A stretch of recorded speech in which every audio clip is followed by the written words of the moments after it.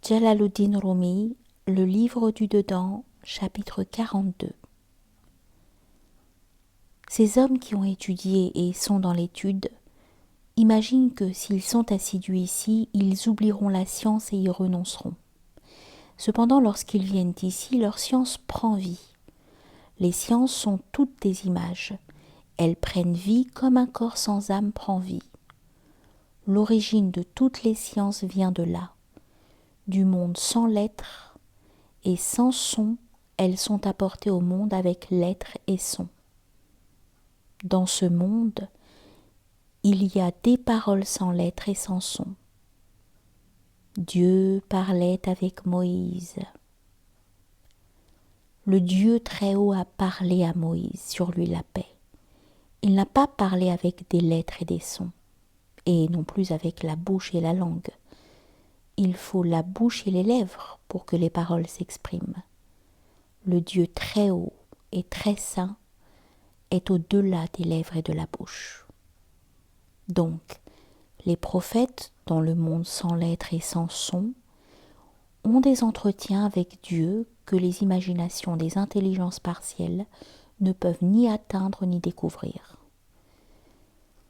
Mais les prophètes voyagent du monde sans lettres au monde des lettres, et ils deviennent de petits-enfants pour ces petits-enfants. Je suis envoyé par Dieu pour un enseignement.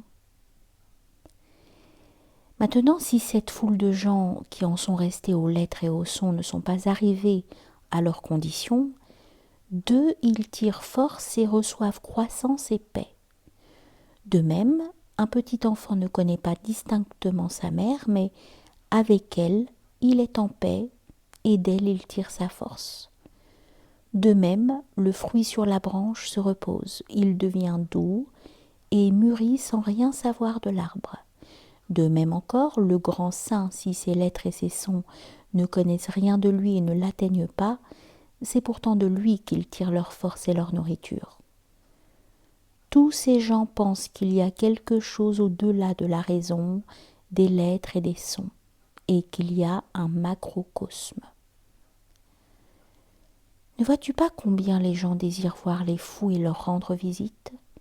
Ils disent « Peut-être que ceci, en fait, est cela, et que c'est vrai. » Telle chose existe, mais ils se sont trompés en la désignant. Cette chose n'est pas contenue dans la raison. Mais chaque chose qui n'est pas contenue dans la raison n'est pas nécessairement située là où l'on croit. Toutes les noix sont rondes, mais toutes les choses rondes ne sont pas des noix. Nous disons, bien que cet homme ait un état qui ne peut être décrit en paroles ni par écrit, cependant la raison et l'esprit tirent de lui force et nourriture. On ne trouve pas ce mécanisme chez les fous. Ceux-ci ne transforment pas leurs visiteurs et ne leur donnent pas la quiétude. Même si leurs visiteurs pensent qu'ils ont trouvé en eux la quiétude, il ne peut en être ainsi. De même, un enfant séparé de sa mère croit trouver pendant un moment du réconfort chez une autre femme. Ce n'est pas ce que nous appelons du réconfort, car l'enfant a fait une erreur. Les médecins disent que tout ce que l'on trouve agréable et qu'on désire manger donne des forces à l'homme et purifie son sang. Néanmoins, ce précepte n'est vrai que tant qu'un homme n'est pas malade. Le mangeur d'argile trouve l'argile agréable au goût, mais nous ne pouvons dire que ce soit bon pour sa santé. L'homme bilieux trouve les choses acides agréables et le sucre désagréable, mais ce n'est pas là un critère de ce qui est vraiment agréable, car ce goût provient d'une maladie. Ce qui est vraiment agréable à un homme l'est avant qu'il ne tombe malade. Maintenue par une écharpe, la main d'un homme coupée ou brisée devient tordue. Le chirurgien la redresse et lui rend sa forme originelle. Cette opération n'est pas agréable, elle fait souffrir. Alors que tordue, la main ne causait aucun mal à l'homme. Le chirurgien lui dit « Tout d'abord, il t'était agréable que ta main soit droite et tu y trouvais ton bien-être. Quand elle est devenue tordue, tu as éprouvé de la douleur et souffert. Bien que maintenant sa position tordue te soit agréable, cet agrément est faux et ne vaut rien. De même, les esprits, dans le monde de la sainteté, trouvaient agréable la remémoration de Dieu et l'absorption en lui comme les anges.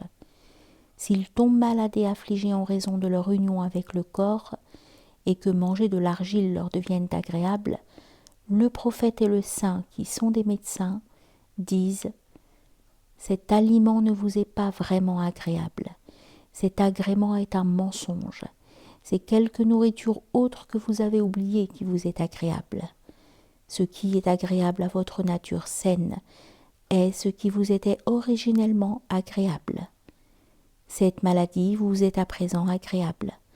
Vous trouvez l'agréable là où il n'est pas et ne croyez pas ce qui est vrai. » Un harif se trouvait chez un grammairien. Le grammairien lui dit « La parole ne comprend que ces 3 éléments, le nom, le verbe et la particule. » Le harif déchira son vêtement et dit « Quel dommage! 20 années de ma vie, mes efforts, mes recherches sont perdus. J'avais l'espoir qu'en dehors de ces éléments, il y en avait d'autres.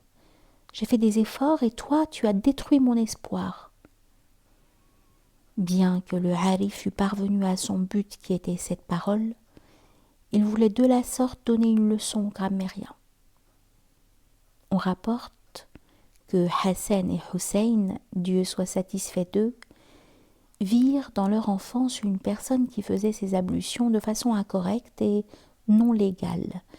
Ils voulurent lui apprendre à les faire de façon exacte et vinrent chez lui, l'un prétendant que l'autre lui disait « Tu fais tes ablutions incorrectement. »« Nous ferons nos ablutions devant toi, lui dirent-ils. Regarde laquelle des 2 manières est correcte. » Ce qu'ils firent. Il dit « Ô mes enfants, vos ablutions sont parfaitement correctes et légales. C'est moi, pauvre, qui faisais mal mes ablutions. » Plus les invités sont nombreux, plus on agrandit la maison, plus on lorne, plus on apporte d'aliments. Ne vois-tu pas que lorsque l'enfant est encore de petite taille, sa pensée, pareille à une invitée qui convient à la demeure de son corps, est aussi petite? Il ne connaît que le lait et sa nourrice. Quand il grandit, les pensées, ses invités augmentent. La raison, la perception, le discernement, etc. et la demeure s'agrandit.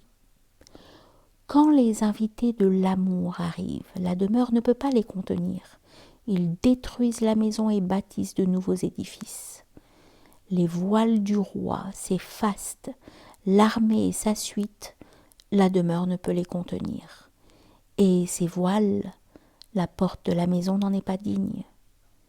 Une telle suite nécessite une demeure plus vaste, et ces voiles, quand ils seront suspendus, donneront des luminosités et enlèveront les voiles anciens et feront apparaître ce qui était caché, à l'inverse des voiles de ce monde qui augmentent l'écran.